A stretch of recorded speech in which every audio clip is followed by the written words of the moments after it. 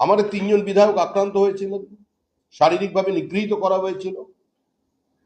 তাদের কাছে পৌঁছানোর জন্য শুভেন্দু অধিকারী বিরোধী দলনেতা আগেই ঘোষণা করেছিলেন তিনি 60 জন বিধায়ককে নিয়ে কুচবিহার যাবেন, কিন্তু কুচবিহার যাবার পথে তাকে আক্রান্ত হতে হলো। তিনি যেই কুচবিহার যাচ্ছিলেন এটা সম্পূর্ণ হাইকোর্টের নজরদারিতে যাচ্ছিলেন। আদালতের পক্ষ থেকে বলা হয়েছিল 60 জন নয় 5 জন বিধায়ককে তিনি নিয়ে যেতে পারেন। প্রশাসনকে নির্দেশ দেওয়া হয়েছিল যে এর সুরক্ষার দায়িত্ব পুলিশের, কিন্তু কার্যত দেখা গেল বিরোধী দলনেতা সংসদীয় গণতন্ত্রে যার অবস্থান, যার পদমর্যাদা মুখ্যমন্ত্রীর পরে, তিনি আক্রান্ত হলেন। তার উপরে এই প্রাণঘাতী আক্রমণ চলল একটি মসজিদের সামনে, যে জায়গায় ডেমোগ্রাফিক ডিজাইন বদলে গেছে অনুপ্রবেশের কারণে, যেখানে বিভিন্ন সময় জামাতের কাজকর্মের জন্য মানুষের সামনে তার প্রসিদ্ধি এসেছে। আজকে সেখানে সেই রোহিঙ্গারা, সেই জামাতিরা, শোনা যাচ্ছে তারা আজকে প্রকাশ্যে পুলিশের উপস্থিতিতে তারা বিরোধী দলনেতার গাড়ির উপরে একটা হামলা চালান। যদি সিআইএসএফ না থাকতো তাহলে শুভেন্দু অধিকারী আজকে জীবিত থাকতেন না। তাহলে রাজ্যের বিরোধী দলনেতার যদি সুরক্ষা না থাকে এবং হাইকোর্টের নির্দেশের পরেও যদি পুলিশ তাকে রক্ষা করতে না পারে, সাধারণ মানুষ বা সাধারণ বিরোধী রাজনৈতিক দলের কর্মীরা কিভাবে পশ্চিমবঙ্গে আছে সেটা আর নতুন করে কোনো বলার অপেক্ষা রাখে না।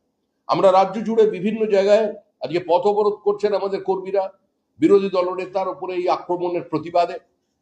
এবং শুধু আজকের ঘটনা নয়, রাজ্যের বিরোধী দলনেতা, প্রাক্তন রাজ্য সভাপতি যেখানে যেখানে গেছেন তার 90% ক্ষেত্রেই হাইকোর্টের দরজায় গিয়ে তাদের কড়া নাড়তে হয়েছে অনুমতি পাওয়ার জন্য। পুলিশ কোনো অনুমতি দিচ্ছে না। কোভিডের সময় আমাদের সাংসদ বিধায়করা তারা নিজের নির্বাচনী কেন্দ্রে ত্রাণ বন্টন পর্যন্ত করতে পারেন। এই পরিস্থিতি তৈরি করে দেওয়া হয়েছিল পশ্চিমবঙ্গে। আজ এই মুহূর্তে এ রাজ্যে কোনো আইনের শাসন নেই, আর তার মধ্যে এই জ্বলন্ত সমস্যা থেকে মানুষের দৃষ্টিকে দূরে সরাবার জন্য তারা বিভিন্ন সময় একটা উগ্র বাংলা প্রাদেশিকতার রাজনীতির জন্ম দিচ্ছেন, যে রাজনীতি পশ্চিমবঙ্গের লক্ষ লক্ষ পরিযায়ী শ্রমিক এবং ছোট ছোট কাজে যারা নিযুক্ত আছেন ভারতবর্ষের বিভিন্ন রাজ্যে তাদের জীবন জীবিকাকে প্রশ্নচিহ্নের সামনে দাঁড় করাচ্ছে। পুরুলিয়ায় rare earth mineral 0.76 million ton তার সন্ধান পাওয়া গেছে। প্রায় 1.5 লক্ষ কোটি টাকার মতো এখান থেকে আমরা পেতে পারি।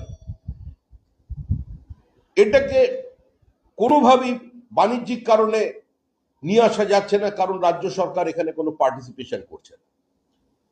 শুধু তেল কিংবা ন্যাচারাল গ্যাস নয়, শুধু ম্যাঙ্গানিজ ওর নয়, এখন এই রেয়ার আর্থ মিনারেল নিয়েও তৃণমূল কংগ্রেসের অসহযোগিতা, তৃণমূল কংগ্রেসের উদাসীনতা রাজ্যের আর্থসামাজিক ব্যবস্থাকে কার্যত ধ্বংসের দিকে নিয়ে যাচ্ছে। একটা সরকার শুধুমাত্র খেলা মেলা উৎসবের মধ্যে দাঁড়িয়ে আছে, বুথে গিয়ে বলছে 10 লক্ষ টাকা দেব, পাড়ায় পাড়ায় সমাধান। আরে তৃণমূলই সবচেয়ে বড় সমস্যা, তার সমাধান মানুষ কয়েক মাসের মধ্যে করে দেবে।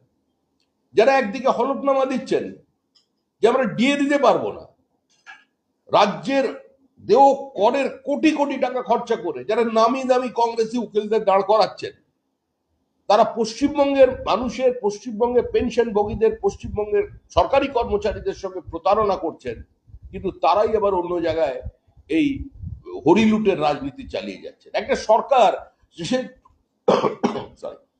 200 কোটি টাকা দিয়ে মন্দির তৈরি করে ফেলে শুধুমাত্র আইনের ফাঁক নিয়ে, তারপরে তার কোটি কোটি টাকা খরচা করে প্রসাদ বিতরণ চলেছে। এখন বলছে আমি পাড়ায় পাড়ায় গিয়ে টাকা পৌঁছে দেবো। কার টাকা? কিসের টাকা? কিভাবে টাকা দেবেন? সরকারের প্রাতিষ্ঠানিক লুটের কারণে, উদাসীনতার কারণে, দুর্নীতিকে ঢাকবার কারণে হাজার হাজার ছেলে মেয়ে আজকে রাস্তায় বসে আছে। আজকে অবস্থা যায়নি। আরো ভয়ানক, আমাদের কলকাতা স্টক এক্সচেঞ্জ যা ছিল একসময় বম্বে স্টক এক্সচেঞ্জের থেকেও আগে, যার ভলিউম, প্রতিদিনের ট্রানজাকশন বা আধুনিক ভারতবর্ষে কলকাতা স্টক এক্সচেঞ্জের বাইরে আজকে সেটাই সেখানে দুর্নীতি বা সেখানে ফেক ট্রানজাকশন এত বেশি বেড়েছে, আজকে কলকাতা স্টক এক্সচেঞ্জ চিঠি দিয়ে তারা জানাচ্ছে যে তারা কলকাতা স্টক এক্সচেঞ্জকে বন্ধ করে দিতে চায়। এই ধরনের ভয়াবহ অবস্থা একটা প্রজন্মকে, দুটো প্রজন্মকে ধ্বংস করে তৃণমূল কংগ্রেস থেমে থাকেনি। একটা রাজ্যের অর্থনৈতিক পরিকাঠামোকে সম্পূর্ণ ভেঙে দেওয়ার যে নিদর্শন তৃণমূল কংগ্রেস প্রতিষ্ঠা করলে, এর আগে অতীতে কোনোদিন এই জিনিস দেখা যায়। আজকে দুর্ভাগ্যজনকভাবে আমারই একটি প্রশ্নের উত্তরে আজকে জানানো হচ্ছে যে সেবির কাছে, এটা এখনো পর্যন্ত সিদ্ধান্ত হয়নি, কিন্তু সেবির কাছে তারা বলছেন, মানে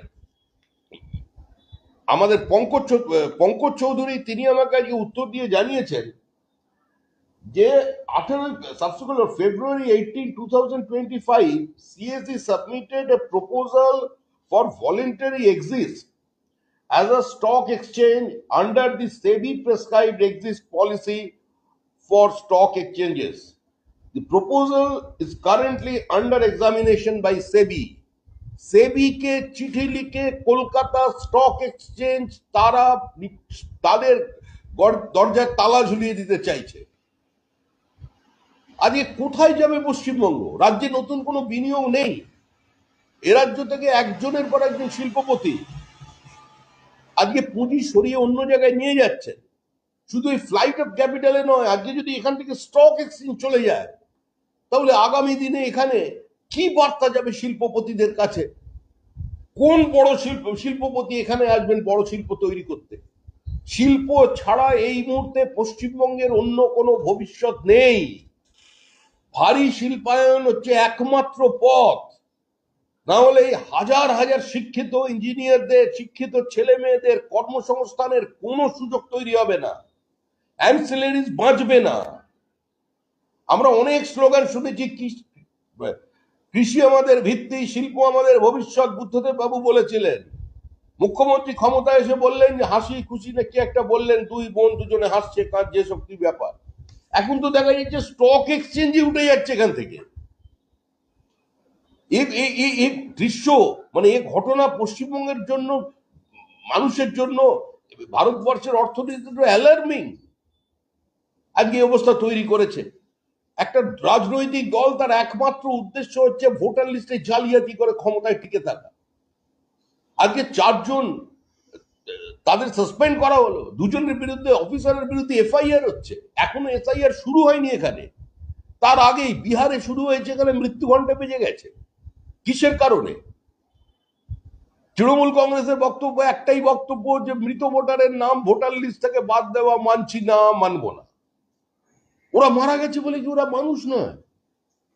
ওদেরও নাম ভোটার লিস্টে রাখতে হবে? এ কি ধরনের দাবি? রোহিঙ্গাদের নাম ভারতবর্ষে থাকবে? যারা এই দেশটাকে দারুল হার্ব বলে একদিন দেশটাকে ভেঙে টুকরো করে দিল, আর ওপারে গিয়ে তারা আবার ওখান থেকে হিন্দুদের মেরে এপারে তাড়িয়ে দিল, আবার তারা আবার এপারে এসে এখানে ভোটার লিস্টে নাম তুলবে। আর মুখ্যমন্ত্রী প্রকাশ্যে দাঁড়িয়ে বলছেন, জেলা শাসকদের উদ্দেশ্যে বলছেন, বিএলএদের উদ্দেশ্যে বলছেন, একজনের নাম যেন বাদ না যায়। এ তো সরাসরি একটা সাংবিধানিক প্রতিষ্ঠানকে আক্রমণ করা। মুখ্যমন্ত্রী নিজে সংবিধানের শপথ নিয়ে মুখ্যমন্ত্রী হয়েছেন, তিনি একটি সাংবিধানিক পদে আছেন, তিনি প্রশাসনিক প্রধান। আজকে যদি এই ঘটনা হয়, তাহলে সারা ভারতবর্ষে বাংলার সম্পর্কে কি বার্তা গেল আজকে? এই অবস্থা থেকে পশ্চিমবঙ্গকে বের করে আনতে হবে। বের করে আনার একটাই পথ হচ্ছে তৃণমূলের বিসর্জন। তৃণমূল যাচ্ছে, তৃণমূল যাবে, তৃণমূল চলে যাচ্ছে, আবার যাবার আগে এই জন্য এই ধরনের আক্রমণ চলেছে। একদিকে বিজেপির ওপরে আক্রমণ করছে, মুখ্যমন্ত্রী নিজে বলছেন বিজেপি নেতাদের ঘেরাও করো। তৃণমূলের সর্বোচ্চ নেতৃত্ব থেকে বিরোধীদের প্রতি আক্রমণ করবার জন্য দলের কর্মীদের প্রতি তাদের একটা প্ররোচনা দেওয়া হচ্ছে। আর অন্যদিকে তৃণমূল কংগ্রেসকে খুন করছে বেলা শেষে। একদিকে মরছে মুসলমান, মারছে মুসলমান, যে মারা যাচ্ছে এই পরিস্থিতি তৈরি করেছে। আর অন্য জায়গায় গিয়ে বলছে বাঙালি। কে বাঙালির কথা বলছে? তৃণমূলের নৈতিক রাজনৈতিক অধিকার আছে মুখ্যমন্ত্রী মমতা বন্দ্যোপাধ্যায়, তিনি বাঙালি নিয়ে কোনো কথা বলেন? এই কলকাতা, এই দিল্লির বুকে যেদিন বন্দে মাতরমকে প্রত্যেক সরকারি স্কুলে গাইবার জন্য বাধ্যতামূলক করা হয়েছিল, সেদিন মুখ্যমন্ত্রী এই কংগ্রেস দলের মন্ত্রী ছিলেন। তিনি রাস্তায় নেমে প্রতিবাদ করেছিলেন বঙ্কিমচন্দ্র বাংলার এই অপমানে। যে বন্দে মাতারমের ধ্বনি নিয়ে সারা ভারতবর্ষে আন্দোলন হয়েছিল, স্বাধীনতার যুদ্ধ হয়েছিল, যে বন্দে মাতারম উচ্চারণ করে হাসি মুখে বিপ্লবীরা ফাঁসির দড়ি পরে নিয়েছিলেন গলায়, সেই বন্দে মাতারমকে নিষিদ্ধ করবার জন্য এখানে কংগ্রেস রাস্তায় নেমে আন্দোলন করেছিল। মুখ্যমন্ত্রী সেদিন প্রতিবাদ করেছিলেন। যেদিন সৌগত রায় বলেছিলেন বন্দে মাতারমের মধ্যে সাম্প্রদায়িকতার গন্ধ আছে, প্রতিবাদ করেছিলেন। যেদিন বুদ্ধদেব ভট্টাচার্য বলেছিলেন যে যে বঙ্কিমচন্দ্রের মতো একজন প্রতিভাবান ঔপন্যাসিক কি করে তিনি আনন্দমঠ উপন্যাসটি লিখেছিলেন, এটা ভাবলে তাকে আশ্চর্য হতে হয়। সেদিন মুখ্যমন্ত্রী কংগ্রেসে থাকলেও তার কোনো প্রতিবাদ করেছিলেন? তার কোনো প্রতিবাদ করেননি। যেদিন ফিরহাদ হাকিম প্রকাশ্যে বললেন যে সেদিন আর বেশি দেরি নেই, যেদিন কলকাতার অর্ধেক মানুষ, মানে বাংলার অর্ধেক মানুষ, 50% বেশি মানুষ উর্দু ভাষায় কথা বলবে, সেদিন একবারও মুখ্যমন্ত্রী ফিরহাদ হাকিমকে সাবধান করেছিলেন? বাংলার কথা বলছেন, বাঙালির কথা বলছেন, রামধেনুকে রংধেনু বানানোর কথা বলছেন। বাংলার ভালোবাসা, বাংলার ঐতিহ্য শিখতে হবে। আরে বিজেপি বাঙালির পার্টি, বাংলার পার্টি। যদি কেউ মনে করে দেখেন ওই ন্যারেটিভ তিনি তৈরি করবেন আর বিজেপি এই নিয়ে সারাদিন কথা বলে যাবেন, ভুল করছেন। পরাধীন ভারতবর্ষে ব্রিটিশ ইন্ডিয়ায় একমাত্র কলকাতা বিশ্ববিদ্যালয়ে প্রথম কনভোকেশন মিটিং হয়, যেখানে বাংলায় বক্তৃতা করেছিলেন কবিগুরু রবীন্দ্রনাথ ঠাকুর, আর তাকে নিয়ে এসেছিলেন শ্যামাপ্রসাদ মুখোপাধ্যায়। রবীন্দ্রনাথের কোনো প্রথাগত শিক্ষা না থাকা সত্ত্বেও তিনি রবীন্দ্রনাথের কলকাতা বিশ্ববিদ্যালয়ে এসে পড়ান, তার জন্য ব্যবস্থা করেছিলেন। যেদিন রবীন্দ্রনাথ বক্তৃতা করেন, একটু পড়বেন, দয়া করে পড়বেন, সবাইয়ের কাছে আহ্বান জানাচ্ছি। সেদিন রবীন্দ্রনাথের বক্তব্যটা, ইউনিভার্সিটি কনভোকেশনের বক্তব্যটা রবীন্দ্রনাথ কি রাখছেন একবার পড়বেন, হাত জোড় করে অনুরোধ করছি পড়বেন। আর সেদিন যেদিন রবীন্দ্রনাথ বক্তব্য রাখেন, সেদিন সমস্ত সংখ্যালঘু ছাত্রছাত্রীরা সেই বক্তৃতাকে বয়কট করেছিল, কারণ বাংলা ভাষা দেব ভাষা থেকে উৎপত্তি হয় একটি ভাষা হিসেবে। মুখ্যমন্ত্রী তো বললেন বাংলার ইতিহাস 4 খণ্ডে বার করবেন। আলাপন বন্দ্যোপাধ্যায় ছিলেন। আলাপন বন্দ্যোপাধ্যায়ের বাংলা সাহিত্যের উপর তার দখল নিয়ে তো সেটা নিয়ে তো কোনো প্রশ্ন করা যায় না। তার সামনে দাঁড়িয়ে মুখ্যমন্ত্রী বললেন যে বাংলা ভাষার ইতিহাস 2000 থেকে 2500 বছরের পুরনো। এরকম মোটা মোটা 4 খণ্ডে নাকি হাত দিয়ে দেখালেন কেউ লিখেছে। আলাপন বাবুকে জিজ্ঞাসা করলেন কত দূর আলাপন, উনি বললেন খালি সমস্ত কিছু হয়ে গেছে, খালি প্রিফেসটা লেখা বাকি। মানে কোথায় গেল সেই 4 খণ্ডের বই? এই অসামান্য আবিষ্কার যে বিজ্ঞানীরা, মানে ভাষাবিদরা করেছিলেন, 2500 বছরের পুরনো বাংলা ভাষা, বাঙালিকে নতুন করে চিন্তা ভাবনা করতে হলো। মানে একদম বিদ্যাসাগর স্বর্গে যেখানেই তেমন চমকে চমকে উঠছে এদের আচরণ দেখে। বাংলা ভাষার ইতিহাস 2500 বছর আগে নাকি বাংলা ভাষা ছিল, এরকম একটা আমাদের বাঙালির এত বড় গর্বের বিষয়। কত মানুষ কলেজ স্ট্রিটে এখনো অপেক্ষা করছে 4 খণ্ডের ওই বই পাওয়ার জন্য। কেউ কেউ নবান্নের সামনে দিয়ে ঘুরছে, কোথায় গেল 4 খণ্ডের বই? সব বাঙালি হয়ে উঠেছে রাতারাতি। এত বড় বাংলা ভাষার প্রতি ভালোবাসা একদম চারিদিকে। আবার অমিত মালবীর টুইট, সে টুইট নিয়ে বিরাট কিছু লোক নেমে পড়েছেন। কি ভুল বলেছে সে তো একটা রিটুইট করেছে। হ্যাঁ, কোনো জায়গায় কোনো সে যেটা বোঝাতে চেয়েছে ভাষার কারণে কোনো জায়গায় তার কমিউনিকেশন গ্যাপ হয়েছে, কিন্তু কি ভুল বলেছে? বাঙালি বলে কোনো ভাষা আছে নাকি? বাংলা ভাষা আছে, বাঙালি ভাষা নেই। বাংলা ভাষায় বাংলাদেশের লোক কথা বলে, বাংলা ভাষায় কথা বলেই বলি বাংলাদেশের লোককে নিয়েছে পশ্চিমবঙ্গের ভোটার লিস্টে নাম ঢুকিয়ে দিতে হবে, আর বারাসাত, মধ্যমগ্রাম, শিলিগুড়ি থেকে তাদের ফেক আধার কার্ড তৈরি করে দিতে হবে। এটা কোথায় লেখা আছে? ওখান থেকে যে বাড়ি, বালক ব্রহ্মচারীর বাড়ি, অনুকূল ঠাকুরের বাড়ি, কোথায় ছিল সৌগত রায়ের বাড়ি? কোথায় ছিল প্রিয়রঞ্জন দাসবংশীদের বাড়ি? ওখানে গান্ধীবাদ, মার্ক্সবাদ, বিজেপির একাত্ম মানববাদ কিছু চলেনি। একই বৃন্তে দুটি কুসুম চলেনি। হিন্দু না ওরা মুসলিম, ওই জিজ্ঞাসা গুঞ্জন চলেনি। আমরা ওখান থেকে সেটা শ্যামাপ্রসাদ মুখার্জির অবদান, রানী জ্যোতির্ময়ী, এন.সি. চ্যাটার্জির অবদান, সেটা মেঘনাথ শাহর অবদান, রমেশচন্দ্র মজুমদারের অবদান। সেদিন অবস্থানের বিপক্ষে গিয়ে রতনলাল ব্রাহ্মণ এবং জ্যোতি বসু ভোট করেছিলেন পশ্চিমবঙ্গের পক্ষে। আজকে বাংলার বাঙালির ইতিহাসকে ভুলিয়ে দেওয়ার জন্য আজকে জন্মদিন করে দিচ্ছেন পশ্চিমবঙ্গের 1লা বৈশাখে। এটা চলবে না। বাঙালি অশিক্ষিত নয়, বাঙালি মূর্খ নয়, বাঙালি রাজনৈতিকভাবে অচেতন নয়। বাঙালির বই পড়ার ঐতিহ্য আছে, বাঙালির বই মেলা আছে, বাঙালির মতো বই কেনে এরকম কোন প্রদেশ আর নেই। এটা প্রতিষ্ঠিত, সর্বজন বিদিত। এত বেশি বই, একটা রিজিওনাল ল্যাঙ্গুয়েজে এত বেশি বই কোনো জায়গায় বিক্রি হয় না। সেই বাঙালিকে মূর্খ মনে করার চেষ্টা করছেন। যারা শুদ্ধভাবে বাংলা কথা বলতে পারেন না তারা পর্যন্ত দেখছি আক্রমণ করছেন বাংলা এবং বাঙালি নিয়ে, আর চোখের জল ফেলে ভাসিয়ে দিচ্ছেন। বাংলা তো সব জায়গায় এগিয়ে। নিয়ে যান 40 লক্ষ মানুষকে পশ্চিম তুলে নিন, 40 লক্ষ পরিযায়ী শ্রমিককে, বলে চলে আসুন এখানে, এখানে কাজ দেবো। আছে ক্ষমতা? প্রতিনিয়ত আমাদের সঙ্গে যোগাযোগ করছে পরিযায়ী শ্রমিকরা, প্রতিনিয়ত। প্রত্যেকটা প্রদেশে বিজেপির সঙ্গে তাদের কন্ট্যাক্ট আছে যে এই ধরনের বিবৃতি দেওয়া বন্ধ করুন, আমাদের ভবিষ্যৎ অনিশ্চিত হয়ে পড়বে। আজকে একটার পর একটা জাল আধার কার্ড, বিভিন্ন নাম নিয়ে মাথায় সিঁদুর লাগিয়ে শাখা পলা পড়ে নেমে পড়েছিল পরিচারিকা হিসেবে, অন্য নাম নিয়ে, ছদ্ম নাম নিয়ে, রাধা, সোনা, মনা, বিভিন্ন নাম। তারা কোথায় গেছে? হঠাৎ রাতারাতি হারিয়ে গেছে। চলে যান গুড়গাঁওয়ে, চলে যান নয়দায়, পরিচারিকা পাওয়া যাচ্ছে না। কেন? বিহারে কোথায় কাকে ধরছে তার ভয় সব আস্তে আস্তে থেকে পালাচ্ছে। এরা ভয় পেয়ে এলাকা ছাড়ছে, আরেকজন ভয় পেয়ে বিরোধী দলনেতাকে আক্রমণ করছে। এটাই হচ্ছে বর্তমান অবস্থা।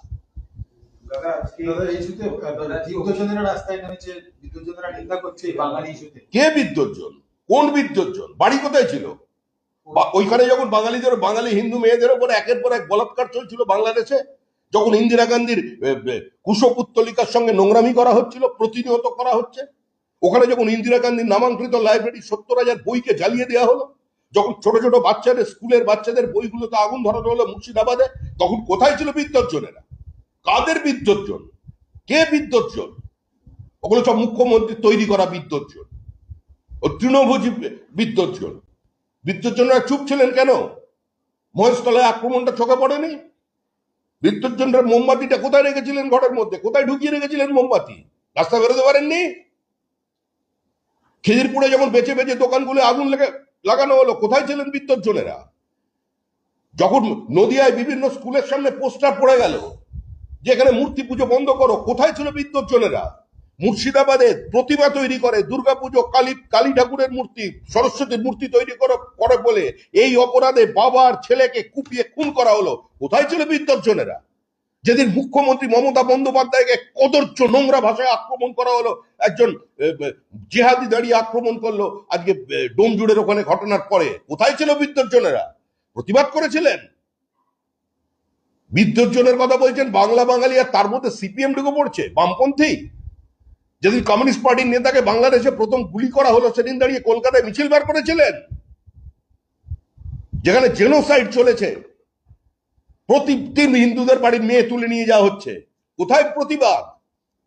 এপার বাংলা ওপার বাংলা এক, দিবে আর নিবে, মিলাবে মিলিবে। এসব এসব চালাকি সহ্য করবে বাঙালি? আমি আবার বলছি, বাঙালি অশিক্ষিত নয়, বাঙালি মূর্খ নয়, বাঙালি রাজনৈতিকভাবে অচেতন নয়, বাঙালি ইতিহাস বিস্মৃত নয়, বাঙালি পশ্চিমবঙ্গকে পশ্চিম বাংলাদেশ হতে দেবে না।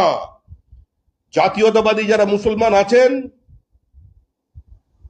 মুক্ত মনস্ক যে মুসলমানেরা আছেন, যারা আধুনিক পৃথিবীতে বেঁচে থাকতে চান, উচ্চ শিক্ষা নিজের ছেলে মেয়েদের শিক্ষিত করতে চান, যারা সমাজের মূল স্রোতে আসতে চান, তারা এদের সমর্থন করে না।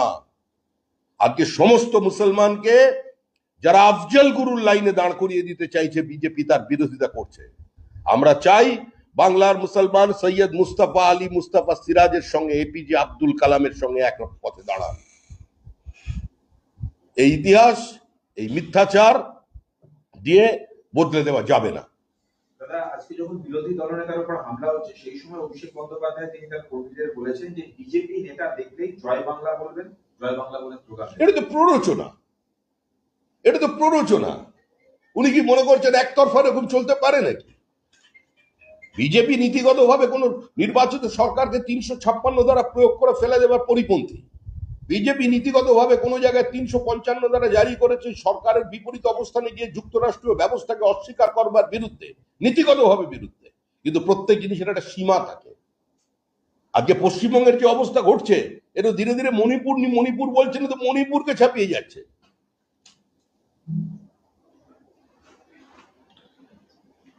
আজকে আরো একটি কথা বলেছে যে আপনি একমাত্র পুরো রিপোর্ট পশ্চিমবঙ্গ জমা দেন এনসিআরবির কাছে। পশ্চিমবঙ্গের জমা দেওয়া রিপোর্টের তালিকার মধ্যে দেখুন, এই যে দিল্লিতে সব নেতারা এসসি এসটি ওবিসি নিয়ে কথা বলেন, পার্লামেন্ট অচল করে দেন, একবার তালিকাটা দেখুন পশ্চিমবঙ্গের রাজনৈতিক খুনের তালিকা, কত সংখ্যালঘু আছে, কত ওবিসি আছে, আর কত এসসি আছে, কত এসটি আছে। এসটিদের ওপরে তফসিলি জাতি, তফসিলি উপজাতি এবং সংখ্যালঘুর যে মৃত্যু, যে আক্রমণ পশ্চিমবঙ্গে হয়েছে, ভারতবর্ষের অন্য কোনো প্রদেশে তা হয়নি। রাজনৈতিক খুনের যদি ঘটনা ধরেন তাহলে মণিপুরকেও সেটা ছাপিয়ে যাবে প্রাণহানির ঘটনা। মণিপুরে কোনো মহিলার সঙ্গে অভব্য আচরণে যে কেউ সমর্থন করেনি, নিন্দাযোগ্য, সেখানে সরকার চেষ্টা করেছে। উত্তর পূর্ব ভারত অত্যন্ত সেন্সিটিভ জায়গা। অতীতে কোনোদিন কংগ্রেস এবং বিজেপি, জনসংঘ কিংবা কংগ্রেস কোনোদিন এ নিয়ে বিতর্ক তৈরি করেনি, প্রত্যেক সময় সরকারের পাশে ছিল। কিন্তু এটা তো সরকারকে কার্যত এটা নিয়েও তো রাজনীতি চলেছে। একটা স্পর্শকাতর বিষয় উত্তর পূর্বাঞ্চল, সেখানটা নিয়েও রাজনীতি চলেছে। কংগ্রেসের মন্ত্রী তিনি বলে দিলেন যে উগ্রপন্থীরা কোথা থেকে এসছে, পাকিস্তান থেকে এসছে, এর কি প্রমাণ আছে? তিনি আবার স্বরাষ্ট্রমন্ত্রী ছিলেন, পি চিদম্বরম। তারপরে যখন দেখলো যে মহাদেবের ত্রিশূল তিনটেকে আগে গেঁথে দিয়েছে, তারপরে সব গল্প শেষ হয়ে গেল। এখন আবার তারাও দিচ্ছি এসআইআর এসআই বলে চিৎকার করছেন। ওনাকে বলুন না যে বিজেপির এই ইডি সিবিআই এর অতি সক্রিয়তা নিয়ে আজকে সিপিআইএম এবং কংগ্রেস একসঙ্গে গলা ফাটাচ্ছে। অধীর চৌধুরী উল্টে যে তদন্তের গতি স্লথ হয়েছে, উনি বলুন অধীর চৌধুরী একবার দাঁড়িয়ে পশ্চিমবঙ্গে যে বিজেপির এই যে তদন্ত, এটা রাজনৈতিক প্রতিহিংসামূলক তদন্ত হচ্ছে, বলাতে পারবেন অধীর চৌধুরীকে দিয়ে? বলাতে পারবেন না। আজকে উনি আরো একটি কথা বলেছেন যে একজনের নামও যদি বাদ দেওয়া হয়, আমি চ্যালেঞ্জ করছি যে এরপর কোন বিজেপি নেতা বাংলায় পা দিয়ে দেখা আমরা বুঝে নেব। তাকে বলছে যে কারোর নাম যদি এসআইআর এ বাংলা থেকে একজনের নামও বাদ যায়, আপনাদের কেন্দ্রীয় নেতাদের উদ্দেশ্যে বলেছে যে একজন বিজেপির নেতাও বাংলায় পা দিয়ে দেখা আমরা বুঝে নেব। বিজেপি সুব্রত মুখার্জি একবার বলেছিলেন এমার্জেন্সির সময় যে জেপির ফ্লাইট কি করে কলকাতায় নামে আমি বুঝে নেব। তার পরের ঘটনা প্রত্যেকের জানা। আজ পর্যন্ত পশ্চিমবঙ্গে কোনোদিন ক্ষমতায় ফিরতে পারে দয়া আছে, কারোর দয়ায় নয়, ভারতবর্ষের মানুষের আশীর্বাদ নিয়ে। দাদা, তৃণমূলের চিফ হুইপ পদ থেকে কল্যাণ বন্দ্যোপাধ্যায়ের পদত্যাগ গতকাল মুখ্যমন্ত্রীর বৈঠকের পরই, এবং তারপর তার পদত্যাগপত্র মুখ্যমন্ত্রী গ্রহণ করেছেন। তার জায়গায় বসানো হয়েছে কাকুলি বৈদ্যস্তিদারকে এবং নতুন ডেপুটি লিডার করা হয়েছে শতাব্দী রায়কে। দেখুন, আপনার বাড়িতে আপনি কি নিয়ে, আমাদের কাছে তৃণমূল এক, পশ্চিমবঙ্গের মানুষের কাছে তৃণমূল এক। পশ্চিমবঙ্গের মানুষ জানে প্রশাসন, পুলিশই তৃণমূল, তৃণমূলই পুলিশ, সমাজ বিরোধী পুলিশ, তৃণমূলের নেতা নেত্রী মিলেমিশে একাকার হয়ে গেছে। আর তৃণমূলের কাছে রাজনীতি একটা খেলা। সেজন্য মানুষ এই দলটাকে এখন উৎখাত করবে। এদের আভ্যন্তরীণ সমীকরণ নিয়ে কোনো মানুষের কোনো আগ্রহ নেই। আর মানুষের যেখানে কোনো আগ্রহ থাকে না, স্বাভাবিকভাবে বিরোধী রাজনৈতিক দলেরও কোনো সেটা নিয়ে উৎসাহ নেই।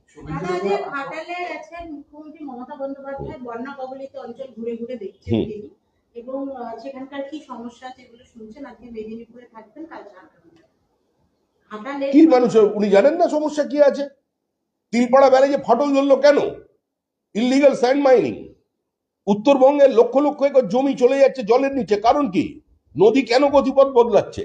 ইললিগাল স্যান্ড মাইনিং, নদী থেকে পাথর তুলে নেওয়া, এটা সারা রাজ্য জুড়ে চলছে। বিভিন্ন জায়গায় একটা অবৈজ্ঞানিক ভাবে বাঁধ দিয়ে দেওয়া, বিভিন্ন জায়গায় ফেরিঘাটের নামে নদী পারাপার করবার জন্য জিনিসপত্র বসিয়ে দেওয়া।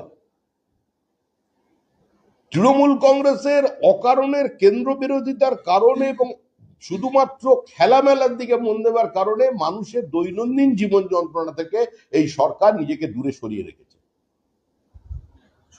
যারা দেখছি বারুইপুর পূর্ব এবং ময়না বিধানসভায়, বারুইপুর পূর্ব এবং ময়না বিধানসভায় যে দুজন ডব্লিউবিসিএস অফিসারকে সরিয়ে দেওয়া হয়েছে, যে আপনার রাজ্য সরকারি কর্মচারী, আপনাদের চাকরি হারাবার কোনো ভয় নেই, কিন্তু এই অন্যায়, এই লুঠের কাছে মাথা নত করবেন না। এই সরকার বেশি দিনের জন্য নেই, এই সরকার চলে যাবে। আপনারা এই সরকারের কাছে আত্মসমর্পণ করে নিজেদের বিপদ বাড়াবেন না, নিজেকে কলঙ্কিত করবেন না। অভিষেক আজকে বলেছেন যে কোন কোন বুথ লেভেল অফিসাররা সিপিএম এর হয়ে বিজেপির হয়ে কাজ করছে তাদেরকে চিহ্নিত করুন এবং তাদেরকে চিহ্নিত করে দ্রুত আমরা সরাবার তাদের যদি কনস্টিটিউশনকে চ্যালেঞ্জ করেন, কনস্টিটিউশনাল বডিকে চ্যালেঞ্জ করেন, আর কেউ তো তৃণমূল কংগ্রেসের চাকরি করে না। ওখানে যারা চাকরি করছেন তারা তৃণমূল কংগ্রেসের চাকরি করছেন না, পশ্চিমবঙ্গ সরকারের চাকরি করছেন। যদিও তৃণমূল কংগ্রেস গত 14 বছর ধরে এই সরকারটাকে পশ্চিমবঙ্গ রাজ্য সরকার বানাতে পারেনি, তৃণমূল কংগ্রেস সরকারই রেখে দিয়েছে। তবে আপনার দলের একজন সাংসদ আজকে নির্বাচন কমিশনকে চিঠি পাঠিয়েছেন এবং সেখানে মুখ্যমন্ত্রী মমতা বন্দ্যোপাধ্যায়ের বিরুদ্ধে কয়েকটি ধারায় ব্যবস্থা নেওয়ার আর্জি জানিয়েছেন। যে সাংসদ চিঠি পাঠিয়েছেন এর প্রশ্নের উত্তর তিনি দেবেন। কল্যাণ বন্দ্যোপাধ্যায়কে একটু বলুন, মহামন্ত্রীর সঙ্গে ঝগড়ার জন্য তাকে সরিয়ে দেওয়া হলো, যে পদে তিনি ছিলেন। আমরা তো বলছি যে পারিবারিক অশান্তির মধ্যে ঢোকার আমাদের কোনো ইচ্ছা নেই। কল্যাণ বন্দ্যোপাধ্যায় একজন রাগী মানুষ, আর এমনি তার মধ্যে বীররসের আধিক্য প্রথম থেকেই আছে। আর মহুয়া মৈত্র আমাদের একজন মানে কলিগ, উনিও একটু আবেগপ্রবণ, অনুভূতিপ্রবণ।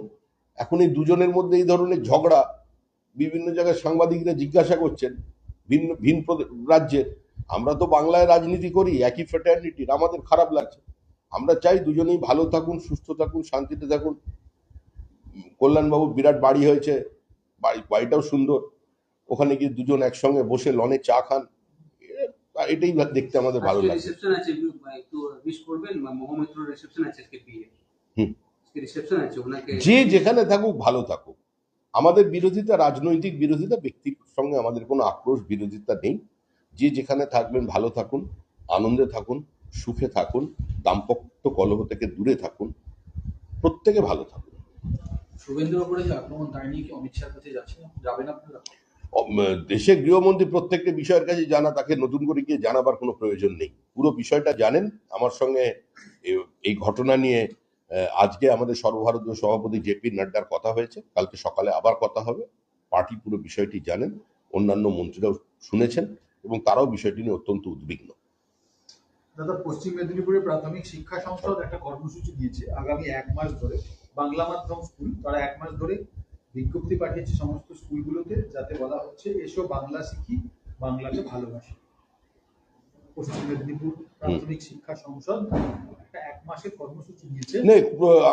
বাচ্চাগুলোর জন্য চিন্তিত, আমি অত্যন্ত চিন্তিত এই কারণেই, কারণ যে কোনো সময় ওরা গুলি খেয়ে যেতে পারে। কারণ এভাবেই উত্তরবঙ্গের দুটি ছেলে, তারা বাংলা মাস্টারমশাই চেয়েছিলেন, তার জায়গায় উর্দু মাস্টারমশাই পৌঁছে গিয়েছিল। কারণ ওদের এজেন্ডার মধ্যে আছে পশ্চিমবঙ্গকে এমন জায়গায় নিয়ে যেতে হবে যাতে 50% মানুষ উর্দু বলে। ফিরহাদ হাকিম যেটা বলেছিলেন। তো সেখানে আন্দোলন করতে গিয়ে দুজনে গুলি খেয়েছেন। একজন গুলি খেয়ে এখনো অসুস্থ হয়ে বেঁচে আছেন, দুজনের এখনো সৎকার হয়নি। তাদের বাবা মা নিজেদের বাড়ির সামনে দেহগুলোকে পুঁতে রেখে দিয়েছে। মমতা বন্দ্যোপাধ্যায় সেই পুলিশকে শাস্তি দিয়ে, যারা গুলি চালিয়েছিলেন বা যারা এই ঘটনার সঙ্গে ছিলেন, তাদের শাস্তি দিয়ে একটা বার্তা দিন। আমি এই ছেলেগুলোর জন্য খুব চিন্তিত। বাংলাকে ভালোবাসি বলতে গেলে আবার কোনো উর্দুবাসী এসে গুলি নিয়ে চালিয়ে দেয়। রামকৃষ্ণ পরমহংসদেবের জন্মস্থানে দাঁড়িয়ে আজকে মমতা বন্দ্যোপাধ্যায় বলেছে যে হিন্দু ধর্ম বোঝার জন্য কোথাও যাওয়ার দরকার নেই, এখানেই শ্রীরামকৃষ্ণ এবং শ্রী সারদা দেবীর এবং বিবেকানন্দের কর্মক্ষেত্র। তারা বাংলায় কথা বলতেন, বাংলা শিখতে বা বাংলায় কথা বলতে অন্য কোথাও যাওয়ার যেমন দরকার নেই, হিন্দু ধর্মের জন্য অন্য কোথাও যাওয়ার দরকার নেই। তোতাপুরীর নামটা বলতে ভুলে গেছেন, একটু মনে করিয়ে দেবেন একটু। আর একটু দয়া করে গভীর রাতে কামারহাটি, বরানগর, দক্ষিণেশ্বর এসব জায়গায় একটু কান পাতবেন গভীর রাতে, যখন বাস ট্রাম চলে না, মানে গাড়ি ঘোড়া নেই, দেখবেন একটা কান্নার শব্দ পাবেন। ডুকরে ডুকরে কাঁদছেন রামকৃষ্ণ, উনি কাঁদছেন। বেলুর মঠে যাবেন, ওই জায়গাও দেখবেন একটা কান্নার আওয়াজ, ওই আবহ সঙ্গীতের মতো ভেসে আসছে, যে কোথায় ছিলাম, কোথায় এসেছি। আমি বলে গেলাম যত মত তত পথ, আর আমাকে নিয়ে ডাস্টবিনের ওপরে, যে বাড়ির সঙ্গে ঝগড়া তার বাড়ি ডাস্টবিনের ওপরে কাঁচের বাক্সে আটকে দিয়েছে, দিয়ে বলছে সব মত এক পথ, সেই পথ তৃণমূলের পথ। রামকৃষ্ণ কাঁদছে, ডুকরে ডুকরে কাঁদছে। মমতা আরো বলেছে যে